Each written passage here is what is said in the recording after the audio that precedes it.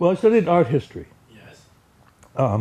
Actually, I'd always been interested in writing. And when I was at university, I took a writing course with a very, very avant-garde, edgy writer named John Hawkes. I don't know if you know him. Yes, I know. Very, really?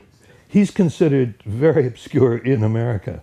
And I remember, I still have the paper, one of my stories that I gave him, and he wrote across in red ink, you sound like, seems like you've been reading a lot of Paul Bowles. And he was right. But he encouraged me. And I didn't want to be an art historian. I was happy to have studied it. So I didn't want to be drafted into the army, which was very likely. So I sort of gamed the system, we call it, and I joined the Foreign Service of USIA, which is, I think you know here in France, is USIS, the cultural wing of the State Department. They also handle press. And then was sent to Vietnam as a civilian. So instead of living in a barracks with 30 other guys, I had an air-conditioned apartment, a housekeeper, and a simulated rank of major, even though I was 23. Pretty good to be a major at that age. Simulated major. And when I got back after those, I did a couple of years in Vietnam, and then a couple of extra years because I really liked it there. I decided I didn't want a career in the government. They encouraged me.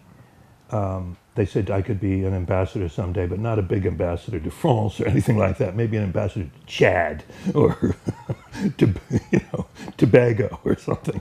And I just didn't want to work in a system like that. So I decided to try to write, and that's how I started taking it seriously. And the first books were very literary.